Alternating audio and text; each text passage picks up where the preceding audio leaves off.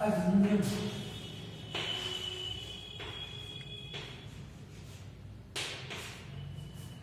1930 भारत में वस्तु विक्रय अधिनियम 1930 प्रचलित है, जिसके तहत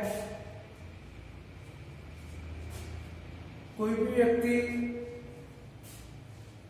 वस्तु बेचता है तो उसे इस नियम का पालन करना पड़ता है, जिसमें एक पक्षकार किसी दूसरे पक्षकार को किसी निश्चित प्रतिफल के बदले अपने माल का स्वामित्व का हस्तांतरण करता है या हस्तांतरण करने के लिए सहमत होता है। वस्तु विक्रय अधिनियम के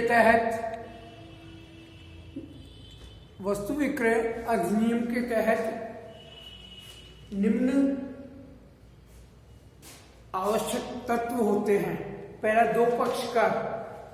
वस्तु विक्रय अधिनियम के तहत दो पक्षकारों का होना आवश्यक है। एक पक्षकार क्रेता होता है जबकि दूसरा पक्षकार विक्रेता होता है।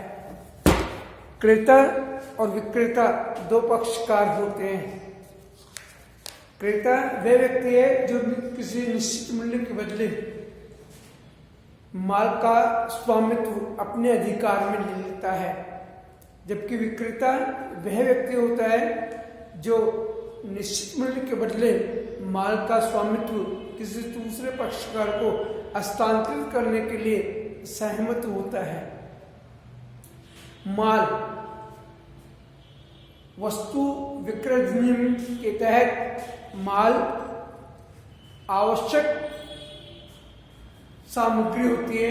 माल में चल एवं अचल दोनों प्रकार की संपत्तियां शामिल होती हैं। चल संपत्ति से आशय है जो सामान्यतः एक से दूसरे व्यक्ति को हस्तांतरित हो जाती है, जिसमें अंश, ऋणपत्र, पेटेंट राइट, न्यायालय की डिग्री आदि को शामिल किया जाता है। जबकि अचल संपत्ति में मकान, जमीन इत्यादि आती है जो कि हस्तांतरित नहीं की जाती। नंबर 3, मुद्रा में मूल्य। वस्तु विक्रय अधिनियम में प्रचलित मुद्रा में माल का मूल्य होता है। प्रचलित मुद्रा सामान्यतः भारत सरकार द्वारा जो मुद्रा है मान्य, वह मुद्रा ही स्वामित्व के हस्तांतरण का आधार होती है। नंबर 4, स्वामित्व का हस्तांतरण। वस्तु विक्रय अधिनियम के अंतर्गत विक्रेता क्रेता को निश्चित मूल्य के बदले माल का स्वामित्व हस्तांतरित कर देता है। अर्थात विक्रेता एक निश्चित मूल्य लेकर वस्तु का स्वामित्व क्रेता को दे देता है। माल का अधिकार क्रेता को श्रेष्ठ होता है। वह विक्रेता से माल खरीदने के पश्चात किसी भी अन्य व्यक्ति को माल बेच सकता है या हस्तांतरित कर सकता है। नंबर 5, स्वतंत्र सहमति। वस्तु विक्रय अधिनियम में माल का स्वामित्व व मूल्य का हस्तांतरण आपसी सहमति के आधार पर होता है। बिना किसी दबाव के विक्रेता क्रेता से मूल्य प्राप्त करता है और क्रेता जो है विक्रेता से माल का स्वामित्व प्राप्त कर लेता है। तो दोनों पक्षकारों की, क्रेता और विक्रेता की स्वतंत्र सहमति होनी आवश्यक है। वस्तु विक्रय अधिनियम में वर्तमान एवं भावी दोनों प्रकार की विक्रय शामिल होती है। अर्थात माल का तुरंत स्वामित्व हस्तांतरित हो जाता है या भविष्य में माल का स्वामित्व हस्तांतरित करने के लिए दोनों पक्षकार क्रेता और विक्रेता आपस में ठहराव कर सकते हैं।